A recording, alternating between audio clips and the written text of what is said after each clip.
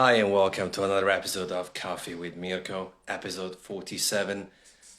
Thank you for being here. I appreciate you. I hope you're safe. Hope you got your coffee and be ready for another amazing interview today with Patrik Rolf from April Coffee. So I'm very excited to have Patrik on and I'm very excited to have you on. Hope you're safe and I'm really looking forward to having more of these episodes.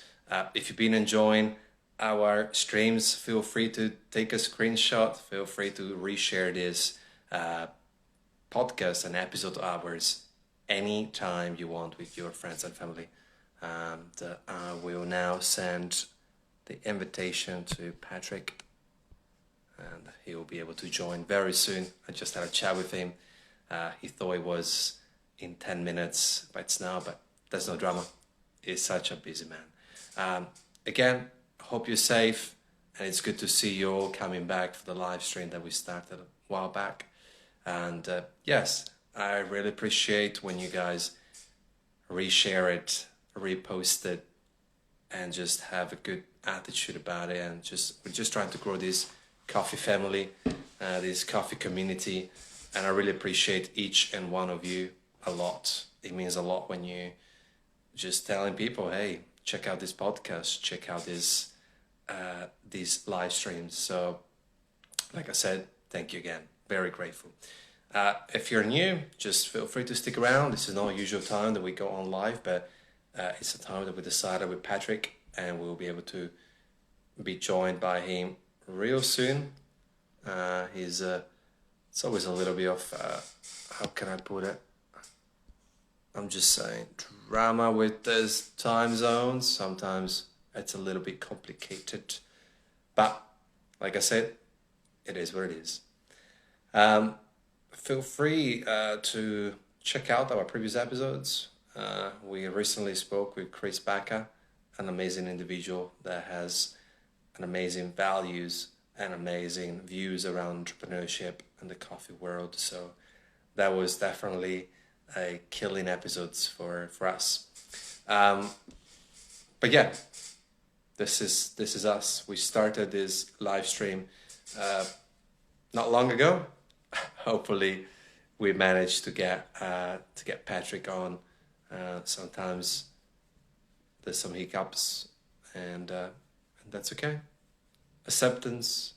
There's 17,000 kilometers between me and Patrik, so it is what it is, but it's good to see you. Shiva, I apologize, I won't be able to go on live stream with you. I'm waiting for Patrik. Big shout out for who's in the house: Coffee and Carrot, Naked Barista, Shiva, Soraya, Coffee Corporate, Eat the World, Tanti, and yeah. If you're new, feel free to drop a hello in the comments. Feel free to drop a, hey, I'm from here, I'm from there. Tell us where you're from, and we'll be able to chit chat whilst we wait for Patrik. It's always, here he is. We got the man in the house. Speaking of him, so we'll send him a request.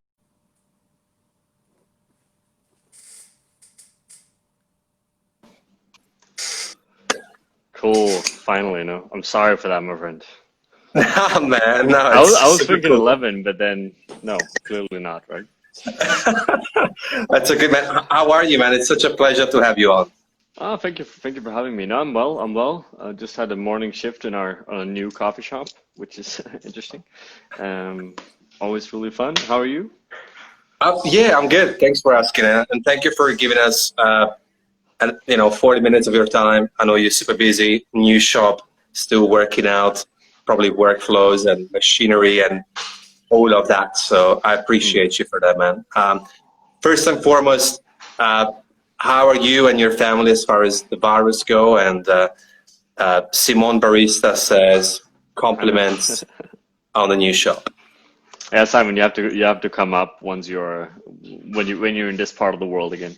No, I'm well. Family is well. Like everyone is well. I think Scandinavia has been through a pretty good ride, like a pretty positive ride still. I mean, it's been quarantine, of course, which is interesting thing for business. But in our case, it was kind of exactly what we needed, right? So for those of you that don't know, we just opened up this well, coffee shop, let's call it that, here in Copenhagen, our flagship store, and that was as a direct result of Corona, basically. So we went into quarantine in the mid of March here in Copenhagen, and I needed something to do. The team needed something to do. We knew we would have less roasting to do, so we basically signed a lease for the contract 1st of April, and then we played around and did a shop, basically, right? So yeah, it's been pretty good.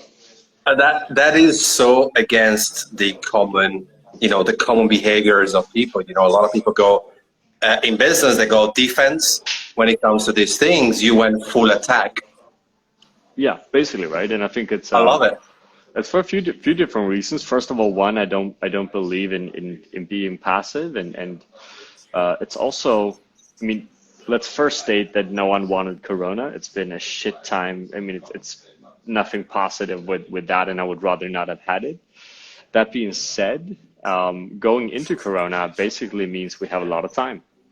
Having time is a good thing, right? Time is a scarcity these days, right? And whenever you have it, you have this amazing opportunity to actually do something productive with it, right? Where I don't understand people that have just basically been home complaining for the last month, right? Because you finally have time to do whatever you want to do. Sure, you can't travel, but there's still a lot you can do in life that is you can do right here, right? So it's been an amazing time. I mean, shit for business, right? But apart from that, it's been super. Yeah, man, I mean, I'm not going to follow my questions. I think this is a super good conversation. I think I'm in the same boat, right? I mean, I lost 95% of my business overnight with COVID, but at the Yeah. same time, it gave me the opportunity to start this podcast series, these interviews, meeting, connecting with a lot of amazing coffee people like yourself that I've been Mm. always looking up to. And now I'm also working on a second project, and which I'll reveal later down the track. Yeah, But you yeah, don't want to do it now? What is I'm the? doing it now. I'm curious. Like, what's the second project? I'll text you a message because I actually would love you to be involved. So I'll keep it in the private. Yeah, sure. But yeah, soon to be revealed. But yeah, I mean, just to give some context for people who will listen to this again, Patrick, how did you start your coffee journey? Well, that is usually a long answer, but the short answer Keep is it that short. Yeah. I was working with I was an employed CEO of basically a startup consultancy company in Gothenburg where I lived. One of my customers ended up being San Mateo, which is a coffee roastery in Gothenburg.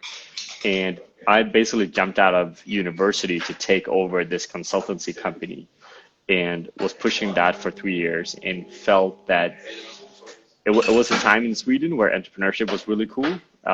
Whereas we were running around, Sweden, San Francisco, Silicon Valley, Australia as well, actually. And we were kind of pitching all of these solutions to problems, but we never really did anything proper. We just got a lot of money and pitched a lot of ideas that never became real. And I was kind of drained out and not so happy with that.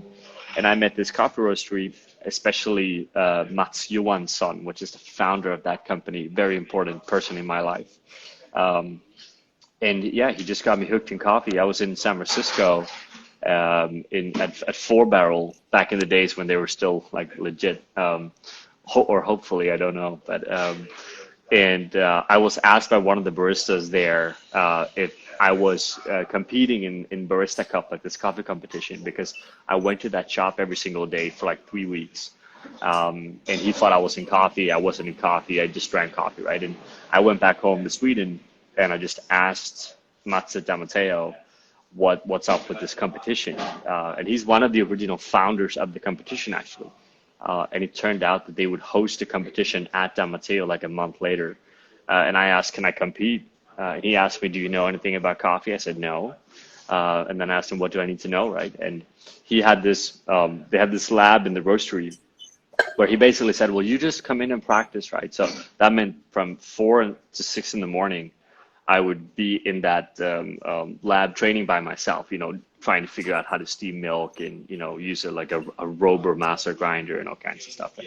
And yeah, I was in there like every morning for a month, and competed, and thought that was pretty, I mean, I wasn't very good, but I also wasn't very bad. And I thought that was pretty funny. So he asked me if I wanted to start with coffee. I went through a 4 month period where we basically handed over, sold the company, and then I started to do dishes at San Mateo. So probably a long Which answer, but that's No, basically no, no. what it was. It's super relevant, and I love it, and it opens up many other questions that I have in my mind, but I need to be quick. Well, first, I appreciate that you say that you started from doing dishes. It's something very important. I think many people want the end product. Many people want to become a barista, world champion, or a shop owner, but not many understand that you need to start from the bottom and make your way up to learn, right? Yeah, I mean, it's I think it's so important, right? And I mean, I went from CEO of a small company, but a pretty nice, comfortable position very early on in life to basically do dishes for a shit salary, right? And I basically started again, so 3 times in my life. Was first from that company into Damateo, and then I spent 2.5 years at San Mateo, had a great time, learned a lot, and made like a lot of money for being in the coffee industry. Could do whatever I wanted. I visited MICE for the World Barista Championship in Melbourne. Like they just sent me to wherever I wanted to do. And then I moved to Berlin, and from Berlin I took like at least 1,500 euro pay cut to work for like 850 an hour as a production roaster at 5E for 2 years, which is also kind of bullshit. But it's important to, people are rushing too fast. People don't learn things properly. People don't have respect for the craft that is coffee. And as you say, people want to go from a 0 to 100 like in one day. And I'm all for pushing fast, and there's no need to be lazy. But I mean, it takes a bit of time, right? Yeah, and I think what you said at the very beginning really resonate well with me, which is like entrepreneurship became cool at some stage, and this hustle culture was born. I was talking about the Chris Backer just a few days ago, Yeah. but I think that has generated a lot of dark areas of within that, because people are finding themselves burning out, chasing money rather than passion, and doing shit that they don't like, right? You didn't like, I don't think that you enjoyed very much doing those pitches as much as you like doing coffee. And you would do still coffee with less money involved, because coffee is what you enjoy, and like you say, it's a craft. So how important is for young people, in your opinion, to start be more humble and appreciate and start cultivating your passion over being stuck into a good job? How can someone go, hey, you know what? I don't like what I'm doing, but it's good money, or my mom or my dad or society tells me I should be doing this job. I mean, I think it's important to first kind of reference that people have different goals in life, and I for myself I have a big brother that pretty early on in life decided that a job for me is somewhere I need to be comfortable, I need to make a lot of money, and then I invest all of that money into my free time, right? And he does that at 500%, right? So it's there's no right or wrongs here. I would more answer from the perspective of if you actually want to do something in coffee, as in like create a company that is maybe relevant, or actually win a world championship or whatever, right? Then you need to put the effort in, and it's more important, especially early on, to work with the people that have the knowledge to take you there, rather than get that money, right? Like, first of all, we're in coffee, none of us is really making any money, right? I think that's important to state, right? There's very few rich people in the coffee, unless you're CEO of Starbucks or whatever, right? But if you're in the specialty coffee industry, no, I mean, it's so like it's a 1% that are able to get to a point where maybe they started a real successful company, they sell it, and therefore make a lot of money. But as an employee, there's definitely a limit, right? But again, I mean, to be able to get to that point first, you need to know something about what you're doing, right? And I think that's the issue, where people don't actually learn stuff properly. and therefore they're actually not able to get to an interesting point, right? So knowledge first, money later, is my kind of pitch. And I mean, how much money do you actually need, right? We have these conversations, every day basically, right? Whereas, should you, what's more important for you, right? And I have a lot of respect for those that think that money is the most important part, go for it, right? 100%. But it's just not how I'm pushing things personally. 100%. I love it. And I think that humility and being quite true to yourself and your values is so key this day and age. I guess I was referring to those get rich quick schemes and flexing cars, and there's a lot of thrown to that, so everybody jumps on this trend where, you know what I mean. Yeah. And I think that sorry, go on. No, go for it. No, I was gonna say we could spend probably a whole nother episode on this topic too. Actually, it's just very interesting for sure. Love your perspective. I think I'm lucky. I'm Scandinavian, and I think by default, like Scandinavian culture, is you don't brag about money. You don't, even if you have it. You drive a normal car. You live in a fairly normal house. You don't go around trying to kind of showcase how much money I have. If you actually had some, right? So it's just not what this culture is funded upon, so to speak. So I think I had a fairly good starting. That's super important point to begin with, right? Yeah. Super important, yeah. And then parenting comes second. I love my parents because ultimately, no matter what their opinion was, their last question, mom's last question, was always, "Are you happy?" And that's it. If I answered yes, she was happy. So I think that's another element, happiness. And if you can sleep at night, you're really winning. If you're adding value, you're sleeping at night, and you're happy, you're winning. No matter if it's 5, 6, 7, 9 digits in your bank account, doesn't matter. 100%. But obviously, money is essential for commodity. And then you started. Sorry, go on. No, that was about it. Like, I mean, it's you, especially running a business, right? You learn pretty quick that if you don't have money coming in, there's an issue, right? So the whole value, right? But it's just a matter of like, first one, how do you do? So at April, for example, we from the beginning we do things the way we do things, always. It's an extremely kind of a personal expression, the whole company, in the sense that the people in here decides the quality of what we're doing, and we're not doing things just because we can make more money doing certain things, right? Quite the opposite, right? So money is important, but do you allow money to shape your company, or do you shape your company from the inside, so to speak, and then kind of hope that you can get some money from that, or enough money to pay rent and staff, right? And I think that's also really important, because in coffee, I think, unfortunately, to some degree, we see a lot of companies that they do things that maybe from a quality perspective, they shouldn't do, right? Or our coffee shop here is the first shop in Copenhagen, I think second shop in Europe, that only does coffee, like nothing else. There's nothing else you can get here, unless it's made by April. It's not in the shop. I think Tevendebo is about the only one else that does that fairly successfully, right? So it's a good example of how we push stuff, right? So we would make a lot more money if we also had croissants, right? Or iced oat latte or whatever, right? But we just don't have that because we don't like that. Nothing wrong with it. We just don't necessarily like it ourselves. I love it, man. I'm so already inspired by the fact that you started a brand new coffee shop, which is a brand new concept. In the midst of a pandemic, you went all in, and I'm gonna let digest a few concepts that you throw in, because I think it's very valuable for people to have a re-listen to what you just said. I love it.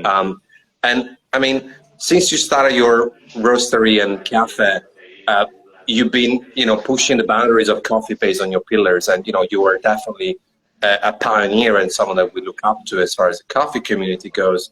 How important is the concept of constant improvement to you? It's everything. Like if you at least, if you're not trying to continuously improve, then don't do it, right? I still firmly believe, and it's true when I started the roastery.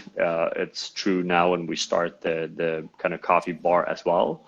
The world doesn't need another roastery. The world doesn't need another coffee bar, right? You need to understand that within the coffee community, right? The industry, the world doesn't need you, right? By default. I think a lot of people starting a company feel that in some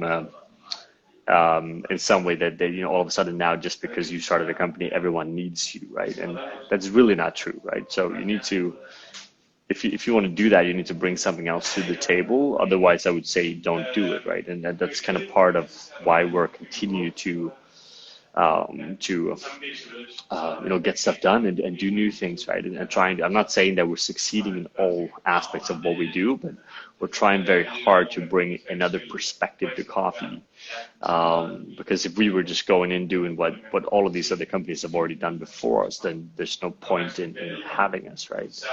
That's very important, right? And plus, April is not forever, right? Like I'm not going to do April for the rest of my life. It's not the last thing I do, right? There'll be a time where I'm not associated to April anymore.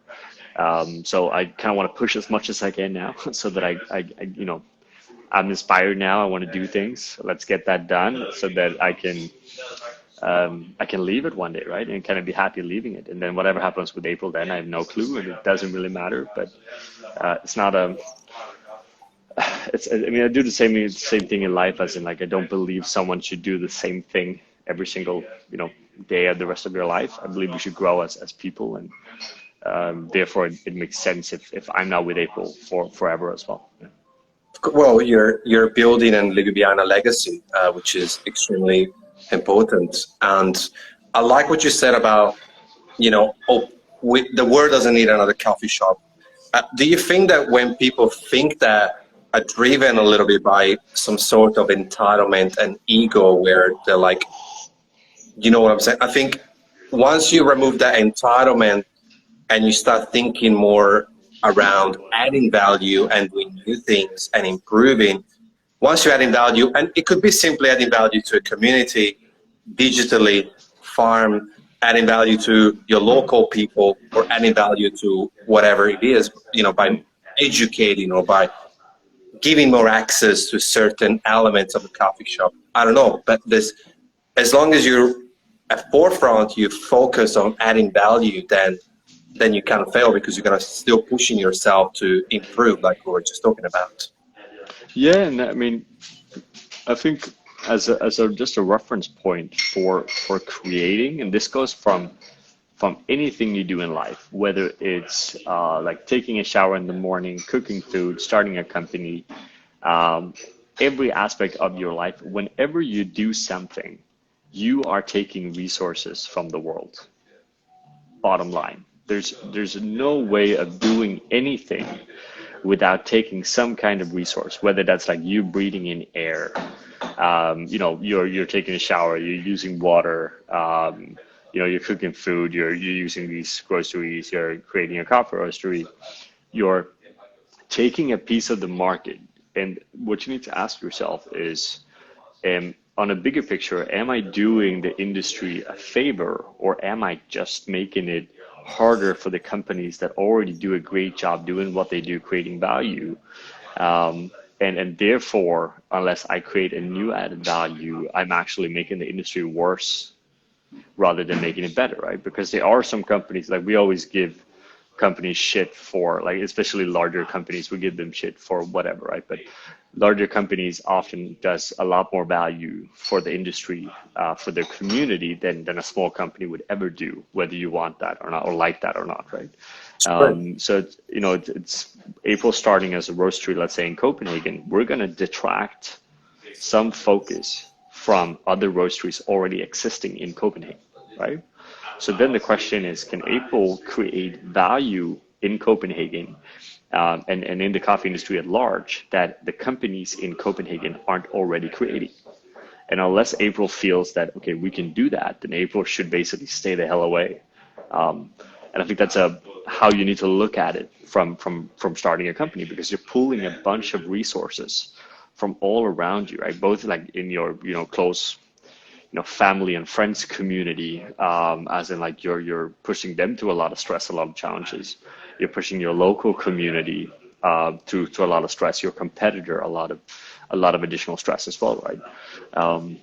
So you need to. There's a fair amount of reflection that should go into you starting a company, rather than just kind of jumping in starting a company, which I think a lot of people, especially in coffee, you do it out of passion, right? But don't do anything out of passion is the worst reason to do anything, right?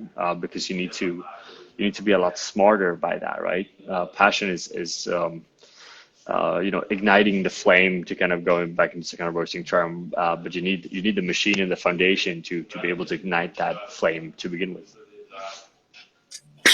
Now we're deep. Yeah, sorry for that, but Wow, no, I think about this no, a no, lot. this is, I, I love it. Like, I mean, we give for granted resources. I mean, you're talking to someone who is, I mean, not to brag, but like, I'm very big in terms of minimalism and certain type of diet, which I don't want to preach on this channel, and a certain amount of how is my action today impacting tomorrow's, what am I leaving behind by tracing and by being here, here, and here. And like you said, it's from your shower, from your breathing, from your catching transport or driving, let alone starting a business that includes a lot of more resources. Like David just dropped one word, what you say is a fact, but it's a very deep fact, like Tanvi says, and I will digest that. Which is an issue, right? Because it shouldn't. Of course it is. I mean, yeah, but it's also, it should be shallow in the sense that I want people to reflect on this. Of course, right? Because it's a very, if you think about it, it makes a lot of sense, right? And it's also not new knowledge in any way. Like there's a lot of like most of my mentors and where I get most of my inspiration and knowledge. First of all, one, none of it is in coffee. Second of all, two, most of them are dead. So this is old ideas and old thoughts, right? So the people before us, it's the same with if you want to start a roastery or whatever you want to do. We actually did kind of a podcast series about this as well. Like, people in this industry have already gone through every single thing you're about to go through. Basically, so learn from that, right? Learn from there's I believe is very little new in the world in general, right? All information, all approaches, everything you need to succeed is here or been here in the past, right? So this is just a matter of kind of sinking into it. Yeah, that's that's a lot of philosophy for these people now. So maybe we should do something. No. This is actually what I would like to talk more on the podcast. Anyway, I think there is so much uncapped potential at adding value to people more than, I mean, there is value in talking about coffee and go technical, but I like variety because this is actually my passion. I think helping people at scale, you can help them from philosophy to practical solutions, mentorship, recommending a book, teaching how to brew, and it goes in circle. All elements have a place within the chain of that helping chain for one person, 10, 100, 1,000, 10,000. So what I love about mentors is that they help people at scale. For me, I go micro and say always to this podcast, even if I'm adding value to one person, I'm winning. And even if that person is me, even if I've just added value to myself from hearing what you said, that's already winning. But a lot of times we measure success with numbers, often with a dollar sign in front, or number of followers, number of views, number of likes. But why? Why? When I think that's for sure, especially in the coffee world, right? It's amazing how a company's success, for some people at least, is based on the amount of Instagram followers you have. I mean, it's complete, utterly bullshit, right? And it's still one of, I had an old friend in here this morning, and we discussed that same thing. And I said the biggest mistake I ever did with April was to putting it online. like I should have never done that, because there's nothing good that comes out of it. And business wise, it doesn't make you better. It really doesn't. It doesn't help you sell more coffee. It doesn't do anything apart from basically giving you more hours a day on your phone, right? Which is really completely relevant, right? I mean, I like to believe we do something like we do, the podcast, the YouTube channel, stuff like that, to create value and information. I think from that perspective, it makes sense. But apart from that, I think it's complete bogus. I think there's also a lot of ways of people doing it wrong as well, in terms of like, the problem that I have with social media is exactly what you just said, because of all the bullshit built up on top of it, therefore we feel compelled that we should do certain things a certain way. Then it creates mental health issues, comparative issues. So you have people that generate eating disorder because they think they should be looking a certain way. It generates self-esteem issues because we think that we should have this much money, this type of car, this many followers. But the problem is that a lot of times is the perfect body is built on Photoshop. A fiery Lamborghini is being rented for just a few $100s for the day, and it's not real. I think there's still a space. I think there is still a space to show what's real in social media and online, and it's our duty to do so and just post and do what it's real to us and our values, rather than going and go back into those mistakes that people do at macro, for sure. Speaking of which, I mean, I think digitally speaking, storytelling with context is better than just content. Often the content is too transactional and too fake and too superficial. Versus, I think content creation for a business or a personal brand should be built on context, relevance, value, and storytelling, because we've been telling stories since the day of cavemen, next to a fire, on a campfire, talking about the stars and the moon and the planets. So we can tell stories and we can still make it relevant and valuable. Sure. Yeah. I mean, we wouldn't be here if I didn't know about April, so I still feel grateful for that you put it online. I mean, it's sure, it's always, and everything is always have multiple perspectives and stories in that perspective, right? So it's, you may not approve on one aspect of it, but another aspect might be good, right? But I still firmly believe that April as a business, maybe not as a brand, but as a business, would do just as well if we were an offline company versus being an online company. 100%. Because what I gauge from you is also that you love people.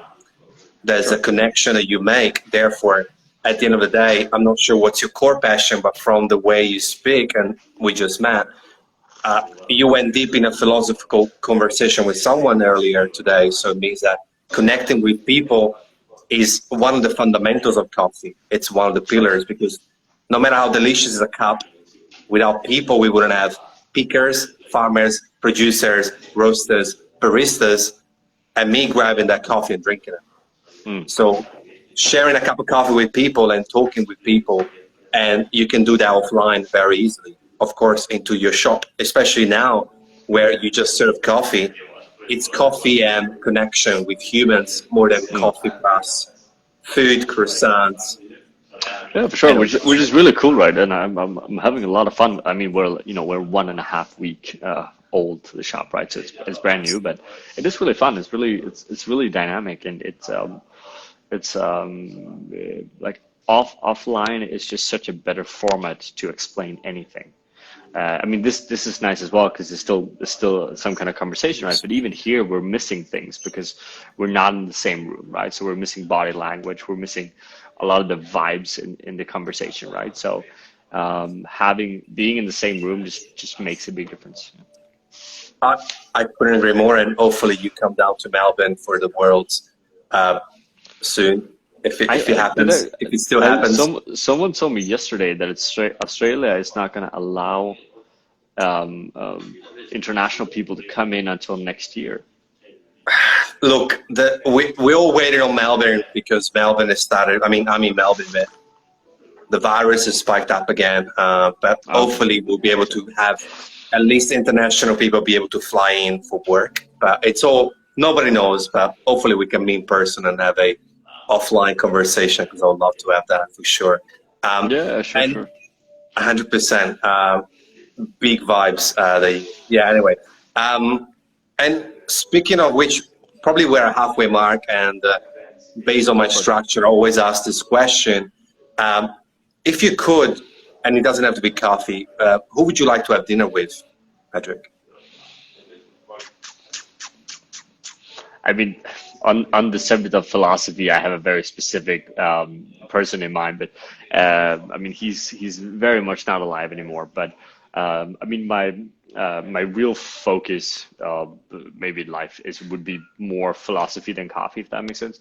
I see coffee as a hobby, and philosophy as my work.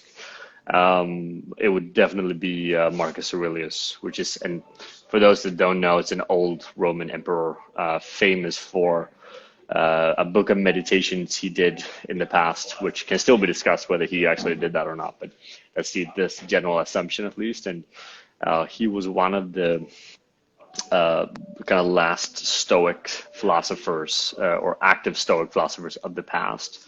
And he's basically, it doesn't go a day without me reading that book, basically, just to some degree, right? It could be just a sentence or a page, but it's been a very big part of my life the last basically 5 years, 6 years, when I started to study Stoicism properly. So it will be that, or if you guys want someone actually alive, the coolest company and one of my personal biggest inspirations is a guy called Dave Tate.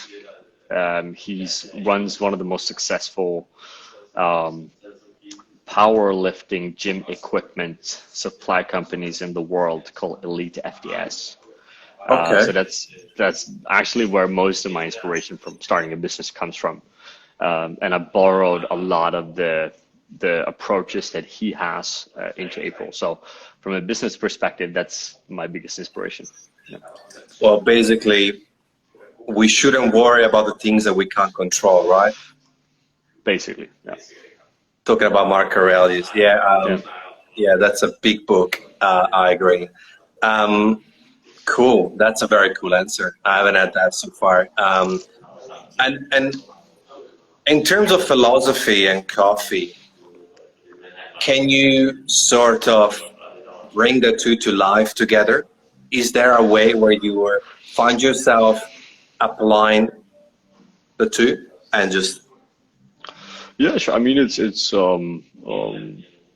like yes and no. Like, the philosophy or Stoicism is a practical philosophy, in the sense that it's not so much reading a book, it's how you live your life. So I mean, in everyday, for sure, right? It might be harder for people that are not so into it to kind of see it and understand it, but it's basically the foundation of more or less everything I do, right? So whether that's competing in coffee competitions, roasting, or structuring April as a company, it's very much based on that, right? And I think it's very helpful for anyone running a company as well, because doing coffee is very difficult to begin with. As in, coffee as a roasting, brewing, sourcing is very difficult tasks, and running a company on top of that, which is a different kind of tasks. And it's not always that a person is suitable to do all four of those, right? I would say people are probably not suitable for that, right? So you need some kind of operation system or some kind of structure to guide you through all of that. Otherwise, it becomes really, really messy, I think. And you need to be able to see things very clearly if you're doing what I do, because there's so many different aspects of it. So yeah, sure, every day. That's I think, and also it's a good way to sort of going back to the very start, which is the purpose and the values around what we do is just so fundamental to be able to go to sleep in a certain way, wake up in a certain way. So yeah. I get it. Um, I mean, if you simply, I mean, there's two simple things you need to do every day, basically, and if you do that, you'll be fine. And that's just practice your body, practice your mind. So, like physical training, mental training, that's it. And I think when we talk like physical training, most people can relate to that to some degree, right? It's, you know, do something with your body, go to the gym or do something in your apartment, whatever. And then mental training is, I mean, it's often misunderstood as this very complicated thing. It can be, you know, journal for 5 minutes. It can be, you know, one of the things I find people not doing these days is just like be alone, like sit alone and think, right? No one is alone today, and if you are alone, you're either watching your phone, you're listening to music, or watching TV or Netflix, whatever you do, right? But I mean, turn all that off and sit in a room quietly alone for like 10 minutes. Most people freak out after 1 minute because they're so uncomfortable with themselves or the thoughts that comes out of that. You know, if you just do that, then you'll be fine, right? It's not much more complicated. Like it's just us making things very complicated. and the beauty of being uncomfortable is that that's where growth sits. Sure. There is no growth without uncomfort. I mean, both with the body and the mind, right? So, what I was talking originally in the first episodes of this podcast series is that with coronavirus, there's been, you know, with the lockdown, the quarantine, there's been a spike of mental health issues. And I believe firmly it's because all of a sudden people have found themselves alone with themselves. They're not used to have a conversation one-on-one with ourselves because it's uncomfortable and we're not used to it. And all of a sudden a few things come to surface that we don't like, such as I'm not such a great husband as I thought I was. I'm not that great friend that I thought I was. And all of a sudden that spikes up different moods, different chemicals within the body. And you're exactly right. We don't last a minute out of 10 just sitting there and think. Um, Out of curiosity, for personal curiosity, because that's something that interests me and I've been practicing for a while. What's your take on breath work? Um, I don't do any of it, or I should say like this, I don't do any of it outside of the gym, if that makes sense. So it turns out that a lot of it's just many different ways to reach the same thing, right? And it turns out for example, heavy lifting in the gym, a lot of the breathing you do to stabilize your core is very similar to most of the like separate breathing exercises people have. And I think it's also just about finding a version of it that fits you as well. And for me, I had a time when I did that. I had a time where I did, ice cold shower every night. And I mean, that's fine. And I used to like time how long can I stand in an ice cold shower, and you end up, okay, maybe you're up at 30 minutes, but then you realize one day, okay, but it's not so fun to stand in an ice cold shower, right? So then I try to also find stuff that I actually like doing, and the breathing exercises I haven't moved, which was very linked to the ice shower, because you have I mean, you probably know the Iceman, what's his name? Wim Hof. Thank you. Yeah, yeah. He is one of the biggest on breathing protocols, right? And then to cope with that shower, you do a breathing exercise before and also inside of the shower, and it's amazing how much it actually works, because it really does. But as with everything you do, it's the same with running a business or roasting coffee or competing in coffee, whatever you do. You need to find a system that allows you to practice every single day for a very long time. So it needs to be something you want to do continuously, right? Because that's where everyone 100%. goes fault. People go fault in diets, people go fault in training, because they don't structure things for you to be able to do it continuously over a long time, right? And it's a cliche, but it's true. Like every kind of improvement, it's two things. One, it's a marathon, right? It takes a shitload of time to do anything that is authentic and real and will make a difference. Two, it's a continuous uphill battle, right? So a lot of people, this is especially true in terms of like relationships with family and friends when you're running a business. If you're one of those saying that, okay, but yeah, it's just a lot now, and then in a few months it's not going to be so much. Bullshit, right? It's business will be a continuous challenge, or in that sense an uphill battle, right? It's never going to get easier. So you need to find a structure where you can cope with everything in life and your business and your coffee. Like when I practiced for the World Championship, I practiced 45 minutes a day for 6 months. That's it. I didn't do anything else, nothing else. Where a lot of people, we talk to our athlete program now, like when they train, they go like, oh, I'm going to train for 2 full days and do this and this. And they burn themselves out within a week, and then they don't train for a month, right? And then if you look at the combined training time of 45 minutes per day or 30 minutes per day, even over 6 months, versus, you know, a chunk here, nothing here, and a chunk here, then you actually end up training a lot more if you just do it. You know, it's the same, you know, people don't want to read books, right? But if I could read a page of a book every single day for a year, and you're going to read a lot more than you just trying to read one book. You know, I'm going to read all of this book in 1 week, and then just you end up not reading for 2 years, right? So people make it so difficult where it's actually so easy.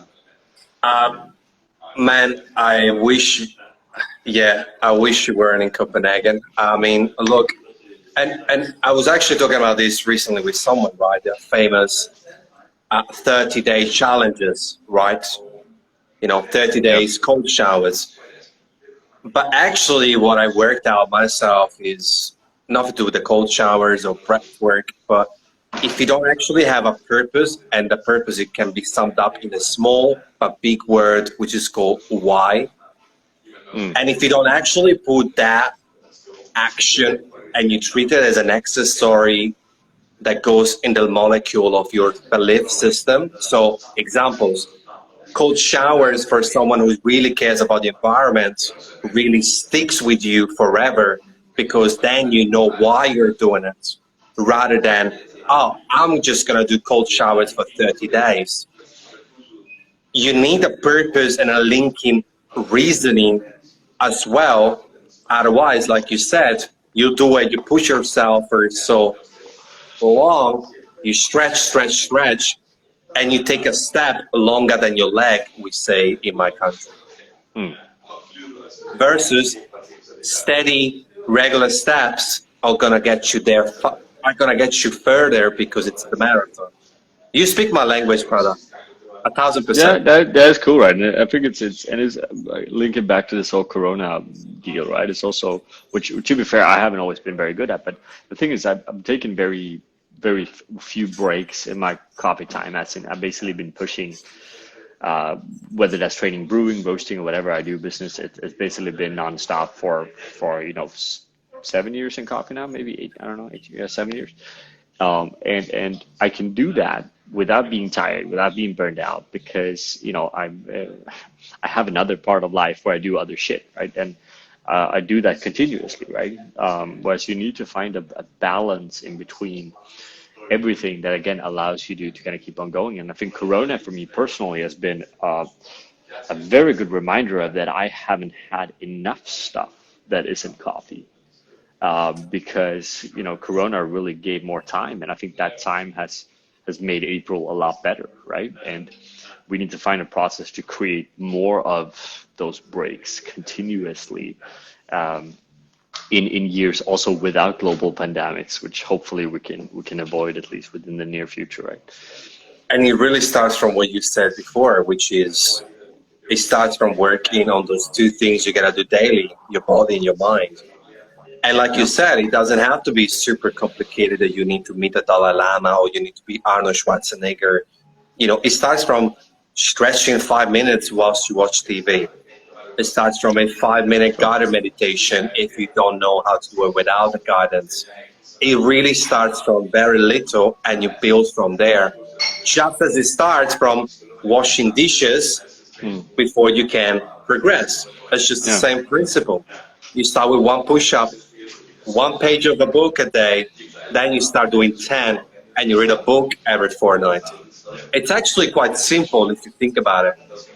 It's super simple, right? But you need to, and again, we talked about this before, right? But you're adding something new into your life, that means that something else needs to go, right? So Netflix has to go.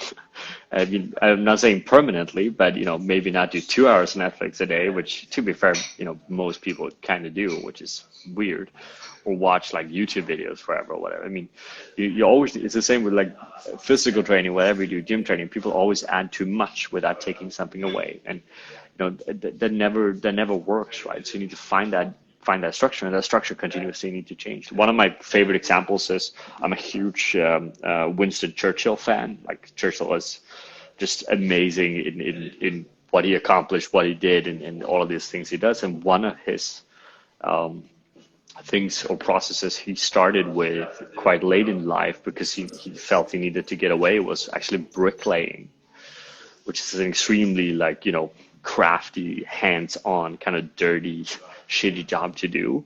But he got really fascinated by actually just putting bricks on top of each other, basically. And if someone like Churchill, with everything he did in life, basically saving the world, a bunch of other stuff as well, painter, writer, bricklayer. If he can make time for that in his life, then why can we not make time for that, right? Because none of us, especially in coffee, is saving the world, right? We really don't. And I think people also need to understand that, right? Was I'm all for coffee and I love it. I'm obviously in it, right? But there's a limit to how important that is in the world. That was one of the first things that one of my coffee mentors told me when I was working for a large coffee roasting company called Stoic Coffee Roasters, where actually Simon works now, funny enough. Cool. And basically I was just, I don't know, I wasn't stressed, but I was like in a certain mood about a customer or whatnot. And Nick, who actually appeared in the chat, told me, Mirko, remember, we're not doing open heart surgeries. It's just very true. coffee. Yeah. And since then, I was like, done. It's just coffee. I mean, I get it. We love it. It's a craft. You gotta be treated right. Sustainability, I get it. Respect for the art of it. But really, like you said, it's just coffee. We're not saving lives. No, I mean, for sure. can you imagine, like, open heart surgery, the pressure?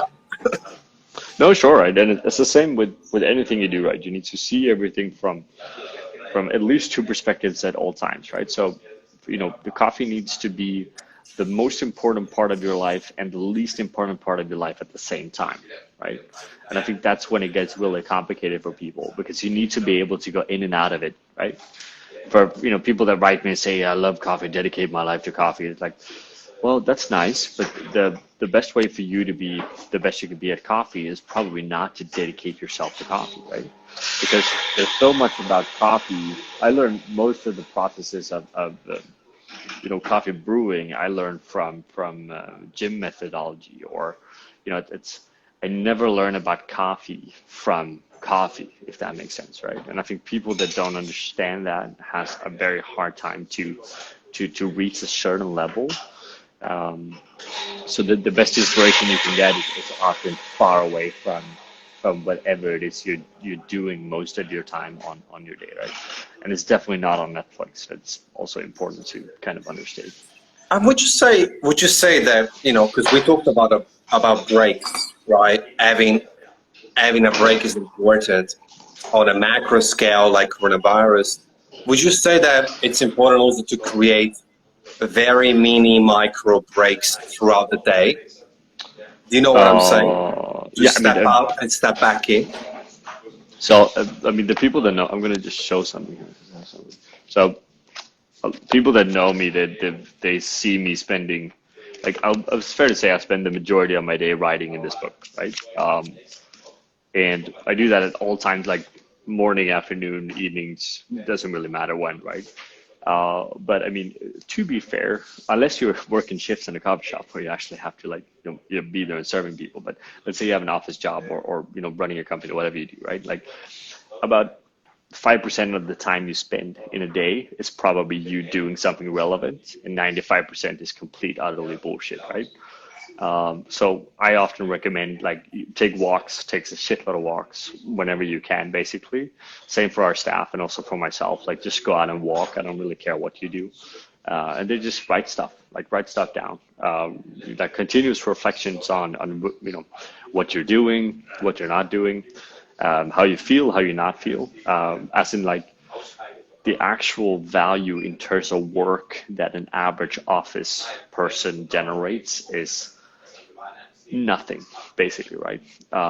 And a part of that is because they're not in tuned enough with themselves. So, the majority of your life should be spent working on yourself.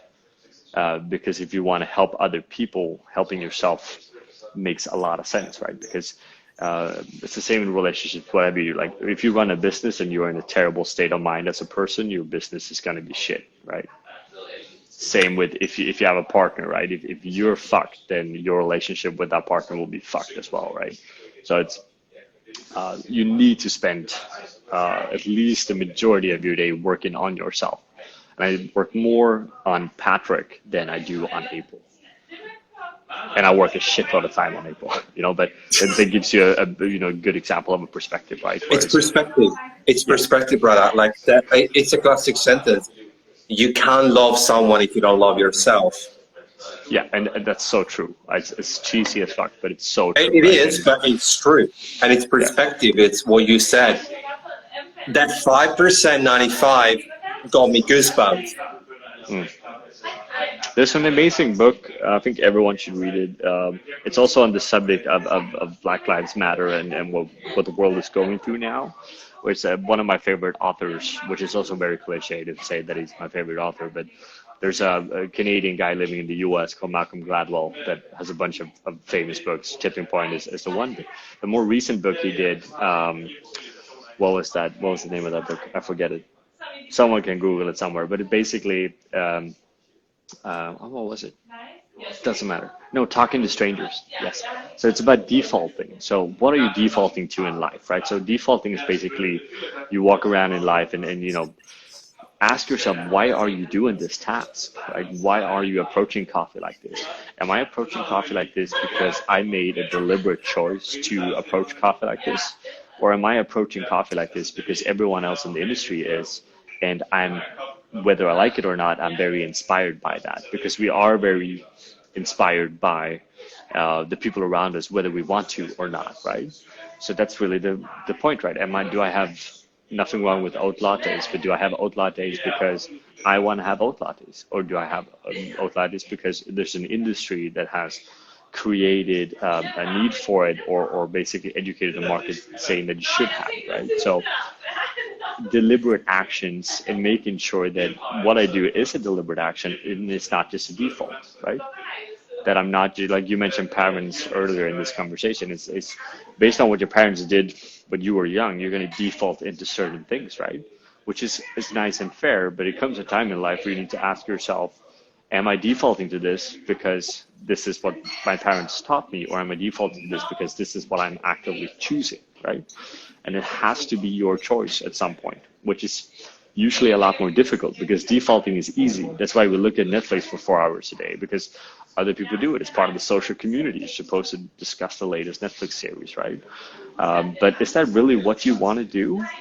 Like, seriously, is it what you want to do? Have you actually asked yourself that? Or are you just doing that because your friend at work is doing that, right?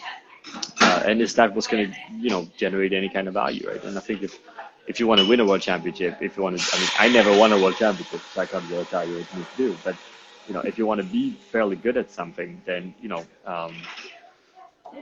ask yourself, like, what do you actually have to do, right? And are you doing that right now? And most likely you're not doing that. Like, people say they want to do it, but they're not doing it, right? Because they're defaulting into stuff without even thinking about it. So that's why these daily breaks are so important. That's why reflecting is so important, right? Because you need to stop asking yourself, what in life am I doing by default, and what in life am I doing by deliberate actions, right? And if your life is only deliberate action based on what you want to do because you have reflected on yourself, then you're going to live a very interesting and fun, nice life, right? And if you're just defaulting into shit, you're going to be miserable. it's not much more complicated. Now, we're kind of off topic here, but it's No, not no, much no, more no. complicated. I was gonna say I can't top that. What you just said is really meaningful, powerful, insightful, inspirational, and you know what? More than anything, it's real and relevant more than anything. I mean, It really is. that's why part of why we started this shop now as well, because I've been pissed at the industry for being as negative as we are during the Corona Patrick, time, right? sorry for interrupting you. I didn't realize this. I should have had a timer back. We got Oh, 20 very good. seconds left. It's crazy. No We've been worries. here an hour. I didn't even realize. You've been here an hour. I've been here for 40 minutes because I was late. All right. But, oh my God. Thanks, dude. That was Yeah, amazing. thank you, man. And thank you for Unbelievable. you guys listening as well. Super nice to meet you, and we'll talk soon again.